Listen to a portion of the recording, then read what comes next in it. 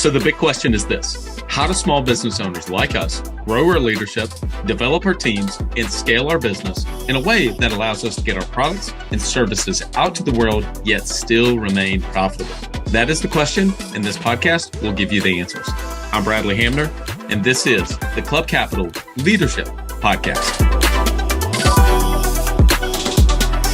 Hey, before we get into today's episode, did you know that Club Capital is the largest accounting and advisory firm for insurance agency owners in the country, providing monthly accounting, CFO services, and tax preparation? Check them out at club.capital.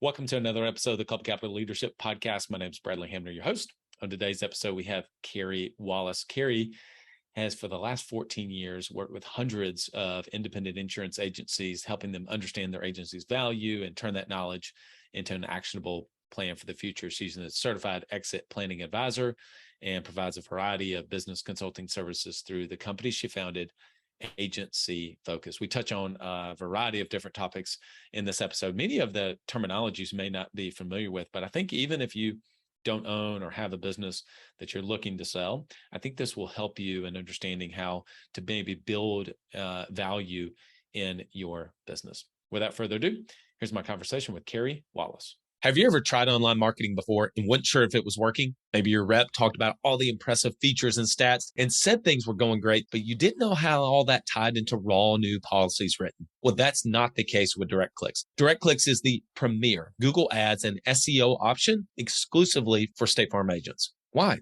They're 100% results oriented with an exclusivity guarantee. Every review call you have with your account manager focuses on what really matters to your business, and that's leads and call-ins received. Everything will get broken down to cost per lead received. By investing with DirectClicks, you're going to free up time and energy to focus on what's most important in your agency and doing what it is you do best. This will be the best investment you make for your team by spending confidently and scaling your agency today with exclusive online marketing partner, DirectClicks. Visit us at directclicksinc.com. Ambition is the first step towards success.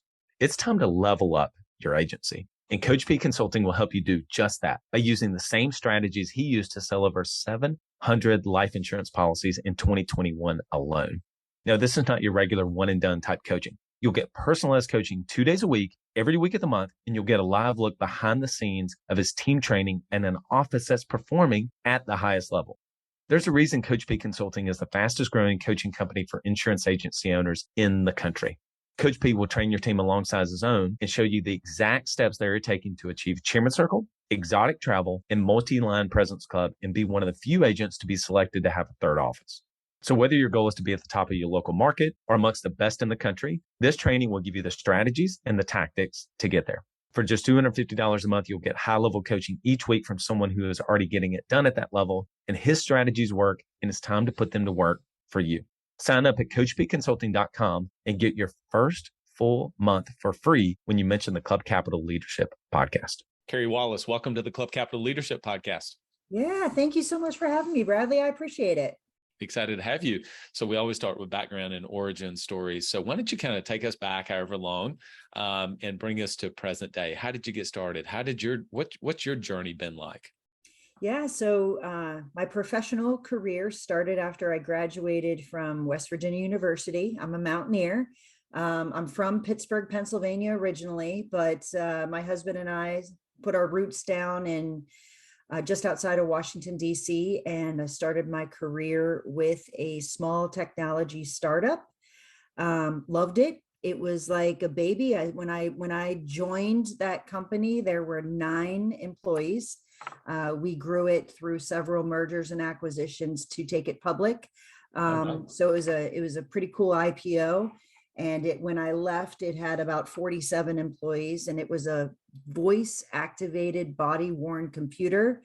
And I just say that with a little bit of tongue in cheek right now, because I'm going to show my age, at the same time that I had a bag phone. So if you think about, that technology back then was pretty cool, like Jetson kind of stuff. And so that's how I started my career. I have 2 beautiful girls. I did what most people don't talk about, but I took a big break and I raised my girls. So that I call that my middle career. And insurance is my third career. So I re-entered the workforce. I'm not suggesting that I didn't work while I raised my girls, because I absolutely did. And I did some consulting and all those good things. But anyway, insurance is really my third career. And I joined an association, helped with a merger at the state level, for between Big I and PIA, again, at the state level. And then we really talked about what's our value proposition to help agents. And it really was to help them merge and acquire and be informed in that process, number one. And number two, how do we leverage data to help our agents learn from each other and really run their businesses efficiently? So I spearheaded both of those areas and loved it. Grew that through my relationships through the association. And then I started Agency Focus almost 2 years ago, really consulting on my own. So I've had a pretty cool career, and I love, being able to create something on my own. And I got to tell you, I love this industry. There's no two ways around that. Yeah, that's awesome. For those of you that are not familiar with mergers and acquisitions and selling of any business whatsoever, I think that even if you own a business that you're not really planning on selling or exiting, I think that this is going to be a really fascinating conversation. Just dig into how some of those things work. I want to give a plug to one of my favorite podcasts I listen to all the time. It's Built to Sell with John Warlow. I love that. It details out exit stories. Some of them have gone horribly wrong. Some of them gone fascinatingly well. And it just gives you such a glimpse into, buying and selling of companies. And so I think that whenever you start, especially when someone is looking to possibly sell their business, for the first time, there becomes a lot of terminologies they're just not really familiar with. And so they probably come to you and they're like, I think I'd like to sell maybe one day in the next 5 to 10 years, but I don't even really know where to begin. Where are some of the things that you go through in terms of education to begin to prepare them to start thinking about it? Because I'm sure many clients have come to you and said, hey, I'd like to sell in the next 3 months. And you're like, you're not even close to ready for exit. And so just let's lay out some of the foundational things that I think are important for people to know. Yeah, so I would say that one of the things that we talk about is timing and what you can do inside your business, what information you need to be able to look at. You need to have a really firm handle of how your agencies or how your business is operating. We look at their financial statements. We look at their profitability. A lot of people focus on their revenue, and they've never, ever focused on what a term called Ebitda even means. They don't even know what I'm saying. It sounds like I'm using a term that is really foreign to a lot of the people that I'm speaking to. So I explain why the profitability and the growth of their business and how those correlate really impact the value or the intrinsic value of their agency. Yeah. The other thing is the predictability of your business is really important. So what can we expect your performance to be, and how do you measure that? Again, when you're in your business, you might not be thinking about it the same way. So we start looking at factors that would predict how the business would perform in a transition, when the owner transitions, when key people would transition, and what those risk factors are in order to make sure that they understand what those predictors are. So I think it's funny. It's really changing how they look at their business in order to be able to think about what that transition would look like. And it's super foreign to even think about how it's going to operate without them. So there's a huge education process that people go through, because they typically correlate what they've known someone else to do, and they assume it's going to apply to them. And you and I both know that's not true. Like, every business has different factors, right? Yeah, that's true. So let's share with people. So EBITDA is earnings before interest, taxes, depreciation, and amortization. Super fancy way of saying effectively profit, yes. But it definitely is calculated a little bit different. One of the things that I've always, well, not always, in the last couple of years, I became Value Builder certified. And so I kind of held in my head that businesses over $5 million in top line revenue, they will typically use EBITDA. businesses maybe less than that, a little bit smaller, they'll use a thing called seller's discretionary earnings, or SDE. They're effectively the same. But the reason I bring this up is because everybody that owns a business listening to this can definitely relate to this next thing. And so I'm curious how it begins to affect what you share with them to make certain decisions around profitability. As an example, is that the business owner in a smaller business will begin stuffing personal expenses, running them through the business, which I'm not necessarily saying that that's, the tax code allows for that. And obviously, like, there's things to do that. So I understand it. But when you're looking at selling the business, now those decisions are looked at a lot differently, because they are going to remove that, right? They're going to, in their due diligence, they're going to look at that and say, no, that's not going to be there. That's not going to be there. And then they'll even sometimes do some add backs, because they have to kind of look at, well, we've got to replace you, and how much is that going to cost? Can you just walk through a little bit of some of those things? So I like to call those discretionary expenses. And honestly, to be fair, this isn't a judgment on those discretionary expenses, because oftentimes business owners are given advice by their tax advisor to say, hey, listen, you want to run that through there because it makes sense for you to minimize your taxes. So sure. Hear me when I say it's not a judgment, but you're 100% correct.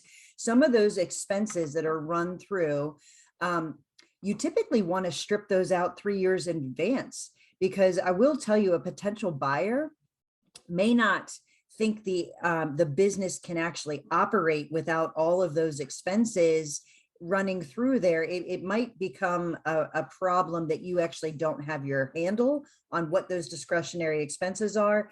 And then if the adjustment is so large, it might actually put in question whether or not the business can operate like that.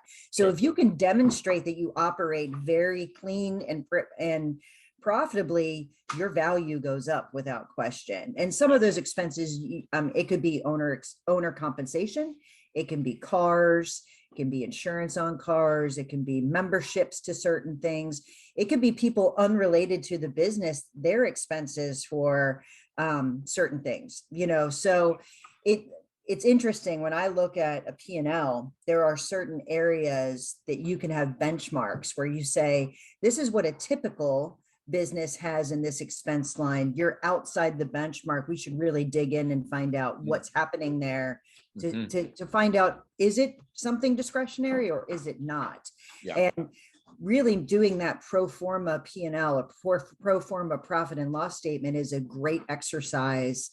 Again, the earlier you know, the better off you are that you can operate in that profitability range in order to demonstrate the strength of your business.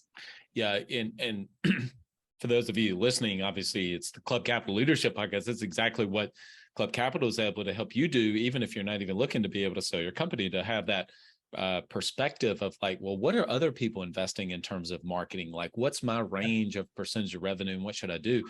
But it's even becomes increasingly more important if you're looking at possibly having access. So I think one thing you said there about, hey, you got to do it 3 months and 3 years in advance, not 3 months. That's right. They're going to look at it and say, well, you just stripped it out for the last little bit versus 3 years of really solid financial statements.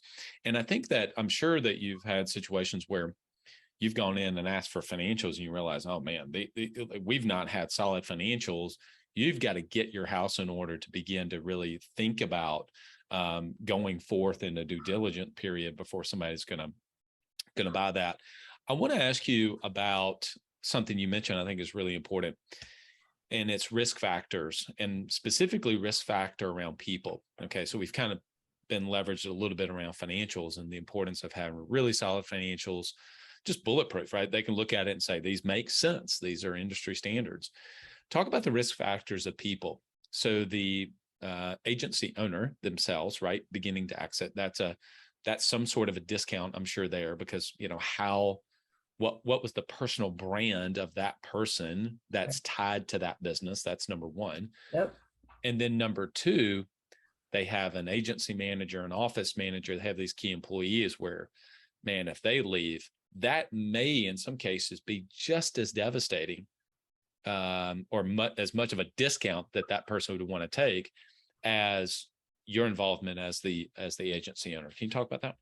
Yeah, so honestly, I look at risk factors in concentration and people. Number one, you invest the most in your people. We all know that insurance, I specialize in independent insurance agencies, and we all know that relationships are key.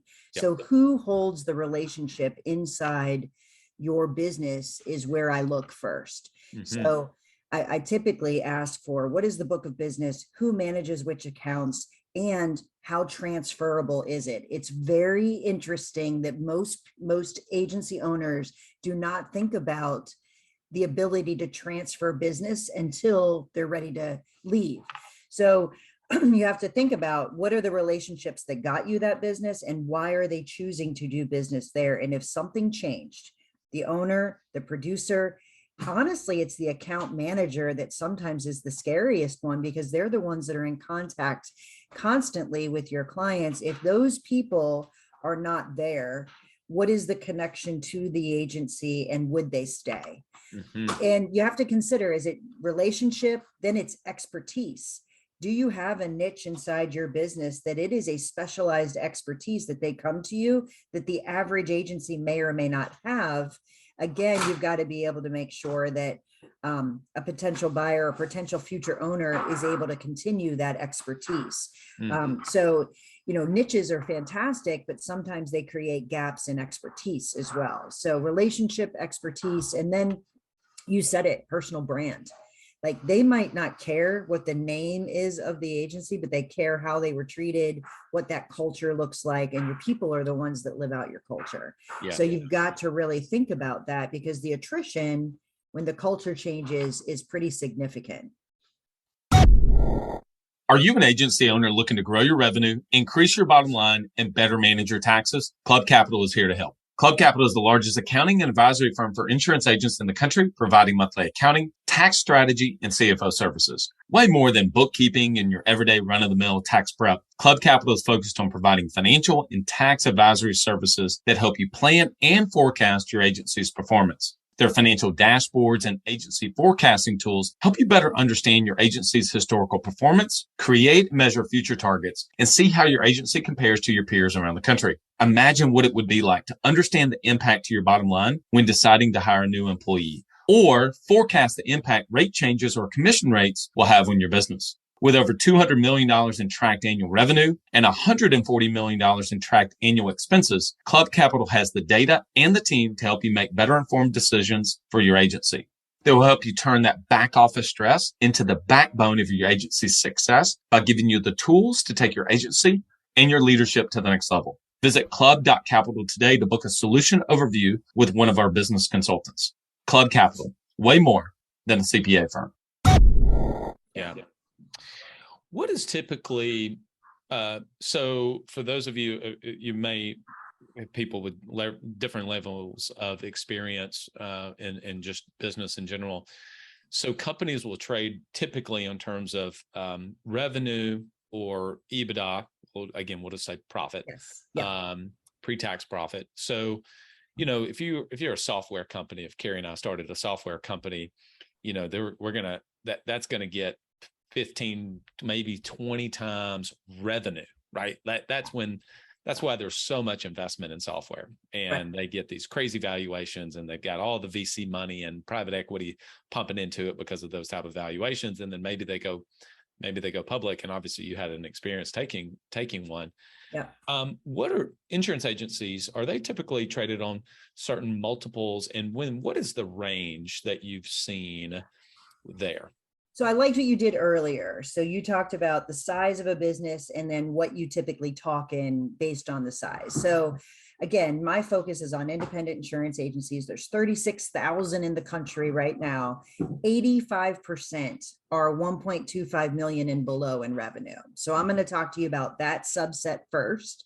If you engaged with me and we were doing a valuation of an agency or an evaluation, if it's an agency and not just a book of business, I start on a multiple of Ebitda, unless you drop below 500,000 in revenue. If you're below 500,000 in revenue, I'm going to really ask what we're looking at is it truly a book of business, or is it a book of business with employees, with a location? Again, if I have all those things, I'm still going to do a multiple of EBITDA, but then I'm going to move to a multiple of revenue. And that's really a book review, not a valuation of the whole business. Typically, people think though in multiples of revenue. So if you're talking among, other agency owners, they're going to say, I sold my agency for 3 times revenue, or I sold my agency for 3.5 times revenue. You can really tell the size based on how they're talking. And so, like you asked me, typical ranges. There's also a lot of agencies who perpetuate internally. They sell to someone inside their business, inside their family. That's about 70% of the agents that I end up doing some work with. They want to do something internal. There's a lot of family-owned businesses in the work that I do today, which is pretty atypical. You don't see a lot of family transitions in the technology that you just said. So, that's a unique thing. So you have to have the right expectations. If you're talking about an internal transition where there's no synergies to bring together with 2 businesses, that multiple is typically somewhere between 6.5 and 8.5 times EBITDA. Okay. But depending on your size, the more volume you have, the higher it will go. The smaller you are, it really depends what the exiting owner will do in compensation, what the future owner will do in compensation and in running that business. So back to what you just said, getting to that pro forma financial statement of what are all those discretionary expenses helps us really determine what multiple we can place on that agency, if that makes sense. That profitability becomes so important. When we're talking in multiples of revenue, I would say the range is anywhere from 2 to 3.5. Again, I'm focused on the smaller. The largers can go into the 11, 12, 15 times EBITDA, but that's private equity money. Those are platform agencies with high volume. And unfortunately, those are the ones that get reported. So then we have this misnomer inside the industry that those multiples apply to a $2 million agency, which are not accurate. So makes sense. That makes sense. Makes a ton of sense. I think people are pulling out their phones and doing calculations right now as we talk, right? So I think that so we're talking about EBITDA, or again, pre-tax profit for all. Let's just use profit, right? Yeah, it's good enough, right? So immediately with that, you would begin to go, oh my goodness, if I was thinking about selling my agency, I've immediately got to switch from trying to draw profit as low as possible so I can pay less in taxes to you literally have to think the exact opposite way. So I've got to be able to show profit, but also in a sustainable way. So let me give an example. So you've got a $1 million agency that's looking to sell, and they've invested 5% every single year in marketing in some form or fashion, right? And they're going to sell. They go, well, shut the marketing off. Let's take it to zero. Well, a buyer's going to go in there and say, well, look, you're not investing anything in marketing. We're going to have to invest some in marketing, right? So they're going to look at that. And I think that goes back to your benchmarking to say, no, we're not that stupid. These people that are buying your agencies, I mean, sometimes they're like, they know what they're doing, but so they're going to look at that and say, that's not necessarily in the right realm of what's reasonable to do. I think that, before we hit record, we were talking about this. It's oftentimes in any business, there's an inverse relationship between growth and profitability. And so if the business owner says, we are gas pedal down, we are going to grow, typically that will start to draw down on profit because you have to invest in people, you have to invest in marketing, you have to invest in all of these resources to make that growth happen. And so in a situation where someone is looking to sell, they may often want to, okay, well, now it's not really about growing. We do want to begin to see growth, but it's more so about me focusing on the multiple, because they could get way more value if they could go from 6.5 times EBITDA, pre-tax profit, to 8.5 times. Can you just talk about that thought process, and then what's the work that you guys do in order to make that happen? So that's where you can do some scenario analysis to show an agency owner what that looks like. So you're 100% correct. You can't just shut off all expenses because your growth will suffer. The value of your agency has many factors that go into it. And if you have a very profitable agency that is flat or declining, that's not a great situation either. So you want a growing agency that can operate profitably and has volume. Those three things first are fantastic. And then it's about the risk around that. So when an agency is looking to sell, we look at those discretionary expenses. We use the benchmark to say, are you inside or outside what a typical agency would operate in, and is it reasonable expenses? You talked a little bit about add backs, and a lot of people will think, well, if I just take my compensation out of the equation or my distributions out of the equation, that's an easy way for me to drive the profitability up. And that's the assumption. Somebody has to be paid to run that business. So that's a typical place for an add back. Same thing with marketing. Again, they'll view all kinds of things as discretionary. So I will say, if someone's going to stay on with an agency in order to ensure that their retention stays, that also strengthens that prediction of how that agency will perform. So if someone stays on and they set a really high compensation for themselves, they're actually hurting themselves, because if you can get that profitability number in a reasonable fashion, you're going to be paid for your agency much more because of that multiplier that's attached to the profitability. So that's why when you engage with someone who understands and can help you, what do you need to live on?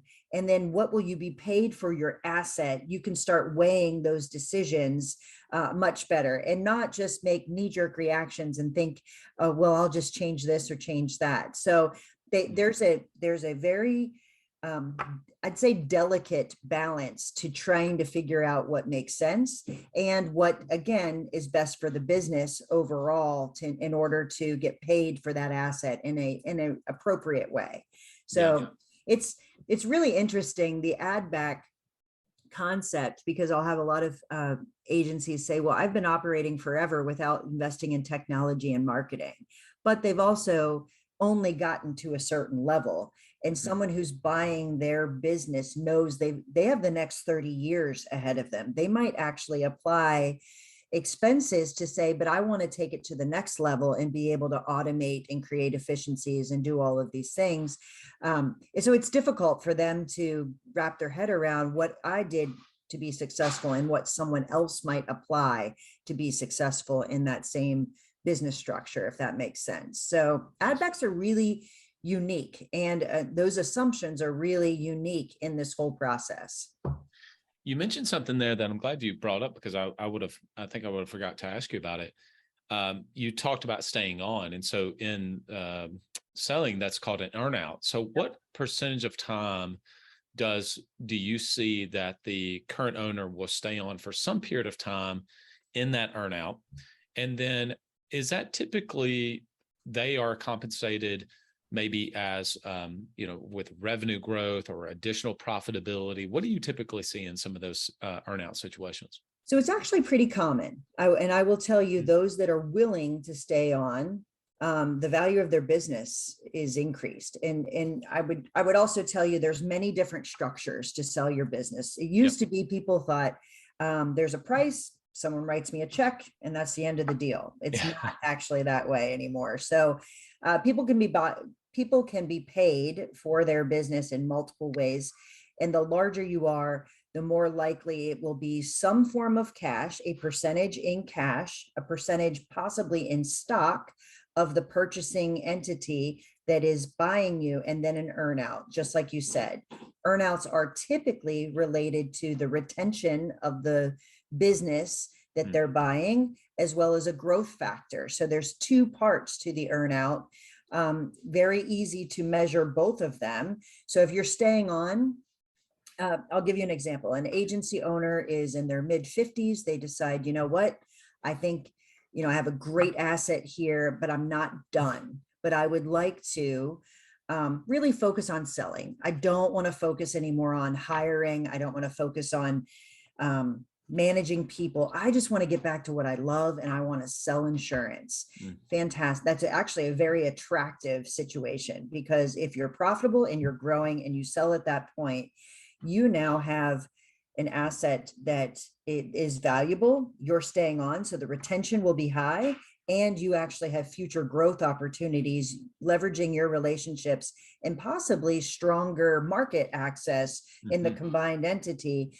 So again, that component for the earnout can be the retention of the current business and also the growth that you might add to the combined entity, where they get what I like to refer to as really 2 bites at the apple. They're selling their asset, and now they have stock in this combined asset that they, when they do retire, they get paid again, which is really interesting. So yeah, that's exactly what I was about to say. I was about to say the second bite of the apple. They get yeah, that's so true. And I love that you continue to refer to assets. I mean, I heard this saying that income follows assets. If you have a 4,000 square foot apartment that overlooks Central Park in New York City, and I have a 4,000 square foot apartment in Huntsville, Alabama, your asset is far more valuable than mine. And so in thinking of how can I build assets that, thrive, keep the business growing without me, that business is more valuable. And again, that's where software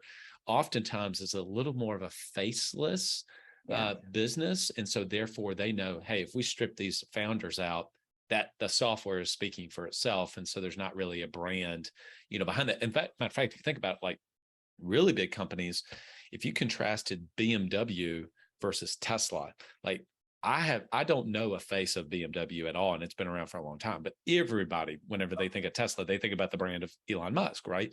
And so if Elon sold out everything with Tesla, I mean, that company, they could still continue to produce pretty large, returns, but not nearly what they have because of the brand of Elon. I think probably the one that has done incredibly well given that is Apple. I mean, they've been able to continue to grow under Tim Cook after Steve Jobs passed, but that's a rare situation. So I'm curious around, you mentioned this, there's typically 3 types of buyers. There's a strategic buy, maybe not for agencies, but in general, there's a strategic buyer. There's a financial buyer. So that's your private equity companies coming in. And then there's individual buyers. What have you seen? Is it almost like exclusively individual buyers? It's funny. It's really hard to know exactly what's happening in the industry, because there's a lot of private transactions that never get reported anywhere. That's a fact. Yeah. And in fact, Optus Partners, publishes what the transactions are, and those are the announced transactions by the large buyers. And there were they went up over 1,000 this year. So the first time, over the last 2 years, that's grown by 31%. But it is estimated that only represents less than 10% of the transactions that are actually happening in our industry, which is super interesting to me. So I would tell you the vast majority is agency to agency, or internal, current owner to future owner, or current owner to another partner. Those are the transactions that are happening most likely. But the private equity activity, without question, is growing. And the reason for it is independent agents, or agencies in general, are predictable. They're very profitable, and they can weather the storm very, very well in the current economic environment that we're in. So it's a great place to invest. I would also say there are a lot of people who own these kinds of businesses that are baby boomers, and they are waiting, and they're sitting on a book of business. And now they're seeing maybe this might be the top. This might be the best time I'll ever have to transition out. And I really don't want to make the investment in time and energy and culture, in technology, in automating, in doing all kinds of things. So this is, almost, they might even be past the top, believe it or not, given what COVID made us all do and what we're facing just in our society about being connected, and the expectations that their consumers will continue to have with access and all, the average independent agency is open from 9 to 5. So, and I'm a consumer. I buy all kinds of things after 5 o'clock. I don't know about you, but I do a lot of business after 5 o'clock. So my point is there's a lot of buyers, and it is pretty ripe for those that are poised and really well positioned to buy, whether you are an individual agency or private equity. I think there's a ton of activity just because of the nature of what's happening in the industry as a whole. You mentioned for most of the transactions, at least the ones certainly you're familiar with, you mentioned about how as the seller, they're going to have a few different ways. They could get a second bite of the apple with stock in the acquiring entity's company. They can certainly get cash, and then they can have a backside of the earnout. Certainly cash upfront is what everybody is wanting, but let's flip it and go to the purchasing, right? So, private equity, they're going to come in with their own cash. I mean, they may use some debt financing instruments possibly for that, just because of where interest rates were. But Sure. Typically, are you seeing between literal cash, bank financing, and then how much do you see in the owner financing? Oh, that's a great question. So again, lots of internal transactions happening. And there is a tendency, if it's family related or internal, to consider an owner financed deal. I will tell you, I advise all of my clients, please, please, please don't do that. Please involve a bank. Number one, owner finance transactions typically won't cash flow. They'll either set a price that is unrealistic, or they'll stay on and be compensated. That profitability can't support that loan payment, and then we got to renegotiate it sometime. I think I saw a statistic where it's like 75% of internal owner financed aren't successful, meaning there has to be some kind of renegotiation at some point. But there is a high tendency to do an owner financed.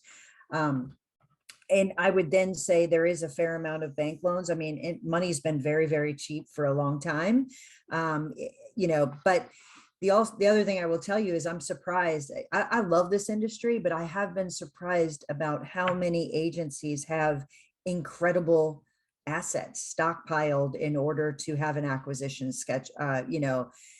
strategy in place. So they're financing it on their own because they've run a profitable business and they're able to actually use a fair amount of their own cash, which is interesting. So, but there is a fair amount of owner finance. I just would, caution you that really changes the dynamic of that family, unfortunately. And we could talk about all kinds of stories of what happens when you have to go renegotiate with your uncle or your dad or anyone. Thanksgiving's never the same. So the best use of money is to buy back your time. And one of the best ways to do that is with a virtual assistant. Rock Solid Virtual Assistants brings together top business leaders with exceptional virtual assistants to build successful relationship-driven teams. The services they provide range from graphic design and marketing to executive admin assistants and everything in between. There are many virtual assistant companies on the market to choose from, but at Rock Solid, their processes and passion for what they do place them at the very top of that list. Not only is their hiring process exceptional, which nets them the very best assistants, but they also provide superior support to their teams for the duration of your time with them. The matching process at Rock Solid is unlike any other, and they have the track record to prove it. Their hands-on approach has proven to increase the success rate of their teams exponentially. So if you're looking to build a rock solid team for your business, reach out to Tracy and the team for a no pressure discovery call at rocksolidassistance.com. They value your success as if it were their own, because it is. You just brought, it's such a good point. You brought up something I was considering, which was, possibly a growth strategy for some of you out there. Maybe, you know what, I'm going to go buy another agency. I mean, we've not necessarily typed this out, but the growth strategy could become from acquisition. I mean, big businesses do that all the time. They say, you know what, we're just going to go acquire a company. Amazon does it, right? Oh, yeah. We'll just tuck this under all the time. So if you're now on a buyer side, okay, we'll flip the whole thing. Let's go on a buyer side and say, okay, well, where do I begin? Carrie, I have one. I want to go to my second one. There's not what I know is a logical person that's looking to sell. I don't even know where to begin to look. And certainly I'm going to want to have somebody guide me like yourself through, okay, well, what am I looking at? And is this a good deal? Or is this even an agency asset, again, worth purchasing? Let's go at it from the buyer side. So from a buyer's side, I think they're saying, where do I even go to find opportunities? And Right. that's a tricky thing. In my world, that is, you can go to a state association and find other agencies that might be listed to say, hey, I'm thinking about doing this. They have a very strong network. They make it be known, hey, we're out here and we're looking to buy if you're ever looking to sell. There's like a whole system. I mean, private equity calls. Any agency knows their phone rings off the hook of people saying, if you're ever interested, I'd love to buy. And then I would say carriers play a pretty big part in this. Carriers have a vested interest to make sure those agencies that represent them, that book of business lands in the hands of someone who will hopefully keep it at that carrier and not roll that book of business. So there are carrier reps that are very much aware of agencies who may or may not have a plan or have a potential internal solution that they will introduce their key agencies with others in order to be able to help create that marriage. And the last I would tell you is agency networks. Some of them are created to do the first right of refusal for the very same reason that carriers do. They want that book of business to stay in place with that network that's aggregating that premium volume for their commission rates and for their contingencies. So there are places to go to be able to vet and find out, is this a good book of business? I will tell you, that's a gap. I think that some that are very savvy who have purchased before, they're going to tell you all over the board, like, we made a great deal. We did it on a multiple of revenue. It was a handshake. It wasn't a lot of due diligence and it worked out. And then you'll meet someone who bought it and paid, I hate when someone says this, but 3 times revenue, and half the book disappeared in 2 years because they didn't do any due diligence and they didn't pay attention to those relationships or those reasons why that book of business was the way it was, or there was a super large account. There's a lot of reasons that you could have attrition. So anyway, I think you should seek out advice of someone who's done this, that is an outside independent thought process, because it becomes pretty emotional. It's really interesting how many of these deals become, I just fall in love with the idea of buying another agency, whether it makes sense for me or not.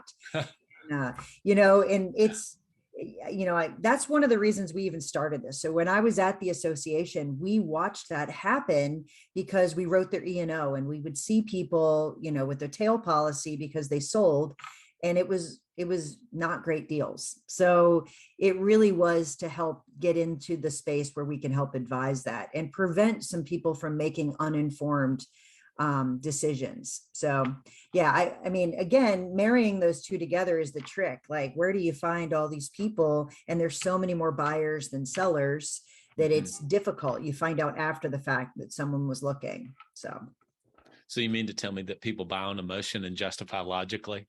Oh, for sure they do. Absolutely. Yes.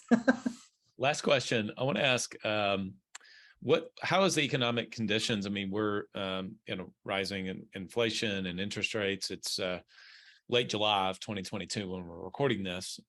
What has that done? What have you seen in terms of I guess volume of opportunities that's out there? Has it gone up or down? And then also multiples.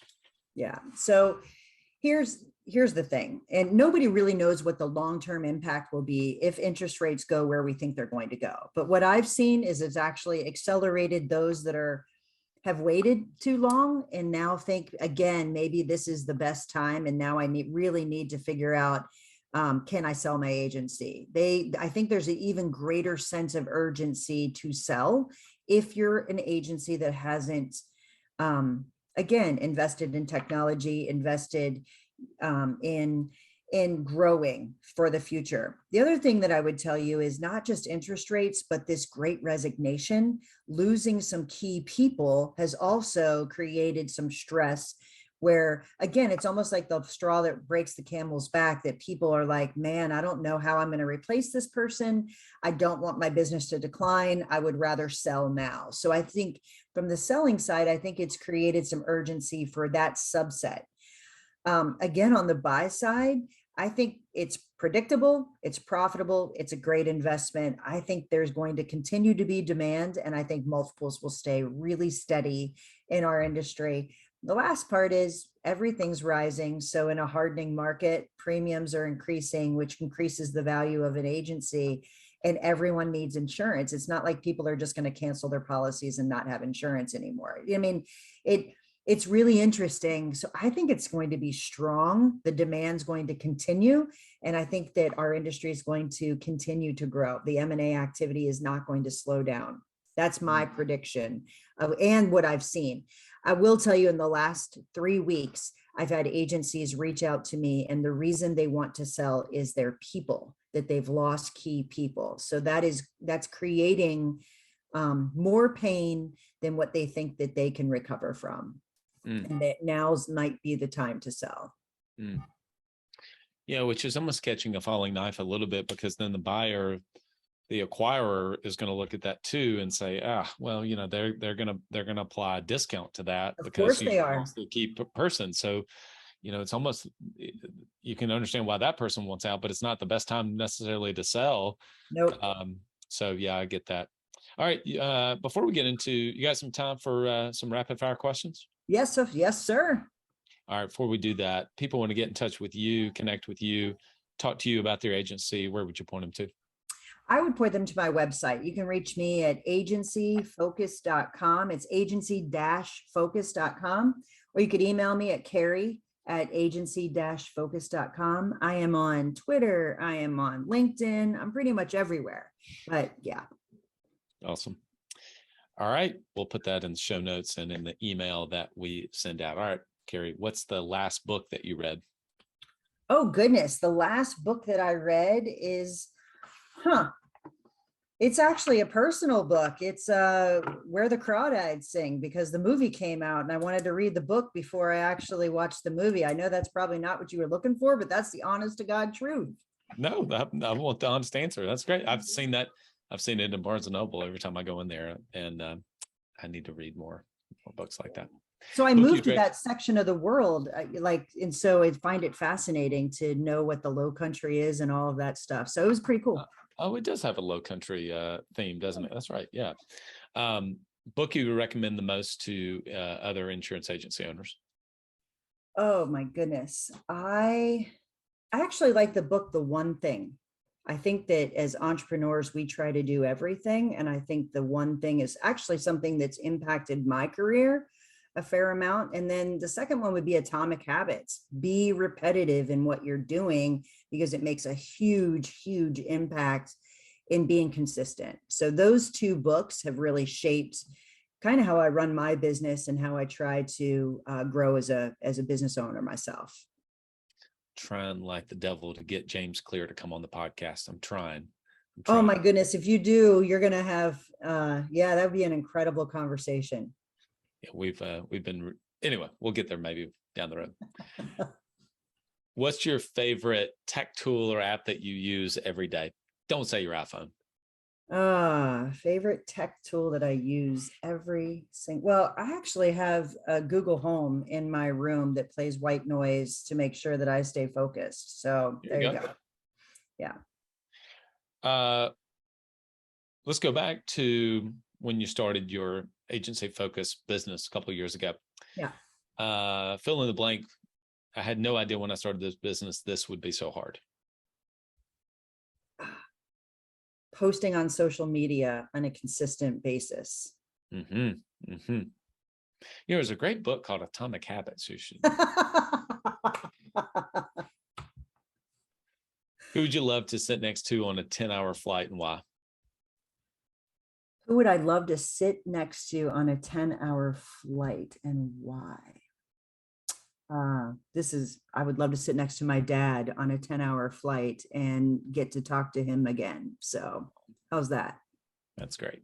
Yeah. What's your favorite travel destination? Oh my goodness. I love to travel. I've actually seen a lot of cool places, but if it's a place that I've already been, I would tell you my favorite place that I've ever visited is Vietnam. It was Wow. a very cool place. It was really unique because we went back to the birthplace of one of our very close friends. He was a refugee who left. And what made it really cool was they were taking pictures of us because they had never seen people who looked like us. And it was one of the most friendly, cleanest, coolest places I've ever been. It was a trip of a lifetime, truly. When you're not working, what do you love to do? I live at the beach, so I catch as many sunrises as I possibly can. I walk my dog, who's an Aussie Doodle, and I like to play tennis and pickleball. I still have not played pickleball. Okay. You got to play pickleball, man. Come on. I know. I'm gonna have some people message me. For one of my friends, text me and we'll go play pickleball. I've been Please wanting. go play pickleball. It's super fun. All right. Dirtiest trick or tactic you've seen in an acquisition someone try to use? I think that there's a lot of pressure that's undue.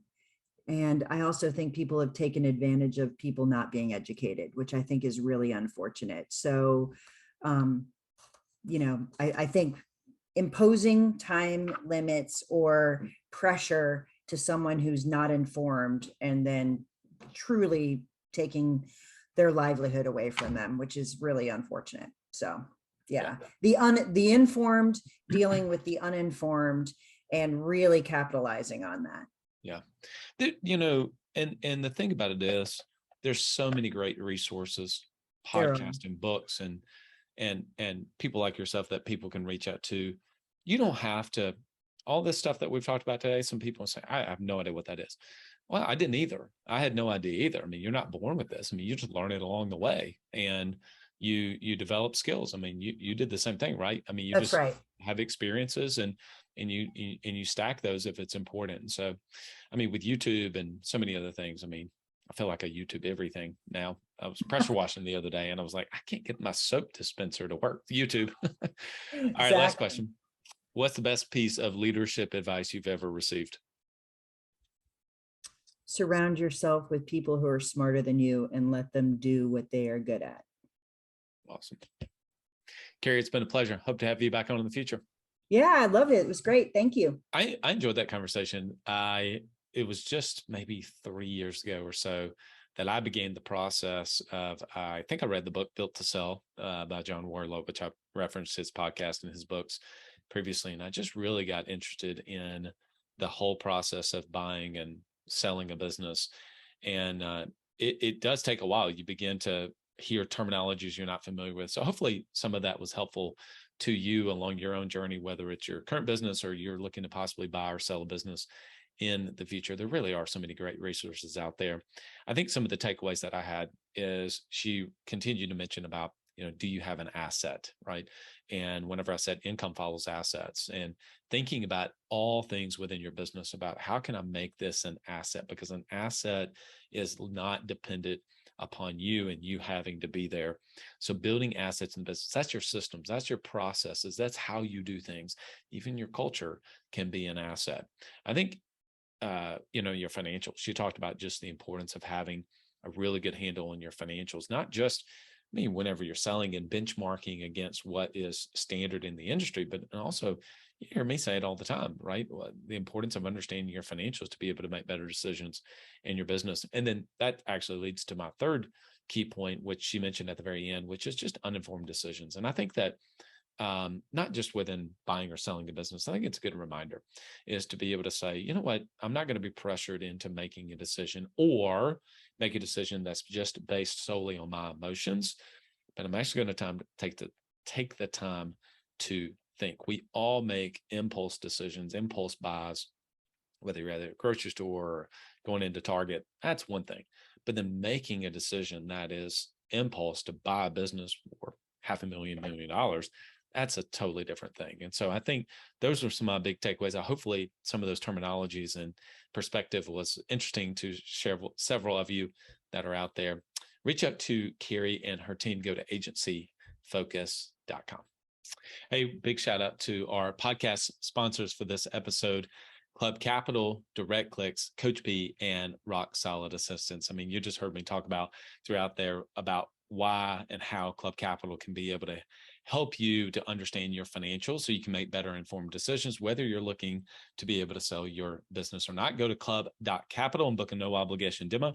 Make sure you talk to them about their CFO services they just launched this year, which has absolutely been received with incredible fanfare and will absolutely transform the way that you look and view your financials instead of just a back office burden, but into something that can really transform the growth and the profitability of your agency. You know, you heard me mention a minute ago about the importance of building assets in the business. And I mentioned like systems and processes. And, you know, can you go too far to over systematize business? I mean, yes. I mean, you've heard me say that on the solo episode, is business a garden or is it a machine? And that's true. But for the most of us, we've got to be able to build some systems and processes so we can provide a unique experience. And one of the ways to do that is you want to be able to have some really tight sales processes within your agency. And if you're a State Farm agent, you want to reach out to Coach P. Go to coachpconsulting.com. Make sure you tell David that you heard about him on the Club Capital Leadership podcast, and he'll give you your entire first month for free. I also was mentioning on there about marketing. I just happened to pull that one out. And, you know, if you're investing X amount of percent, say 5 to 8% of your top line gross revenue back into marketing so that you can continue to grow, what are you investing that money in? You want to be able to invest it in resources that are going to give your team really quality leads so that they have the highest conversion, so that your money, your dollars go further. Look, there's a time for branding. Of course, you're sponsoring your little league baseball team or the basketball team banners. Are you going to get a return from that? I mean, probably not. Is it good to do? Of course it is good to do. That's why big companies do branding. But if you're in direct response marketing, you want to be able to actually see that there's a return on my investment that I'm making on a monthly basis. You want to work with a partner that is just knows that space and is getting the type of results. They're going to take care of you. They're going to walk you through the process, get to know your goals, things that you want to accomplish, and then they're going to be able to help provide results. That's where Direct Clicks comes in. So go to directclicksinc.com, directclicksinc.com. Let them know that you heard about them on the Club Capital Leadership podcast. You know, somebody who I've really learned a lot from over the years, I do see a few things a little bit different, but has been incredibly successful, is Michael Hyatt. I know many of you listen to his podcast, Lead to Win, maybe been a part of his business coaching programs over the years. And if you listen to any of their material or find out anything, you find out really quickly that a lot of them, they really believe in having executive assistants. And, you know, that was one of the first places years ago that I began to really kind of lean into this idea. I had my first executive assistant probably too early on in my career, and it was full-time, and I didn't need a full-time assistant. And so I think because of that experience, it was way too early for me to get an executive assistant at the time, but it was especially way too early for me to get a full-time executive assistant. And that is the biggest difference. And so because of that experience, because I was influenced, I just never went back to it. I thought it needed to be an in-person, full-time, 40-hour a week plus EA, and I didn't need that. But what I did need is a specialized, specific person that could do, 10 hours a week of work for me. And I just didn't even believe in that until I was first exposed to it, Michael Hyatt. And so if you've been thinking about this, or maybe you've never considered it, but you want to know, okay, well, where am I going to find somebody like that? I mean, do I go online and just post it on one of the job posting boards that are out there? I mean, you could, and maybe you'll get some great ones, or you could go to Upwork, but it's finding a needle in the haystack. You don't know what they're vetted. You don't know how they're trained. You don't know the accountability. And what if it doesn't work out? You're back to the drawing board. But that's a totally different experience when you work with rock solid assistants. So Tracy and her team do an incredible job. They want to find really great clients like all of you, but they want to match that with world-class assistants. And they do that and they vet them. They are growing. They are oversubscribed because of the job that they do. So go to rocksolidassistants.com. Make sure that you mention that you heard about them on the Club Capital Leadership podcast. I thought this episode was great. I enjoyed the conversation with Carrie. We appreciate all of you. If this was helpful to you, and I hope that it was. If you'd consider sharing it with a friend, that would be awesome. All right, everyone. Till next week, live well. So the big question is this: how do small business owners like us grow our leadership, develop our teams, and scale our business in a way that allows us to get our products and services out to the world, yet still remain profitable? That is the question, and this podcast will give you the answers. I'm Bradley Hamner, and this is the Club Capital Leadership Podcast.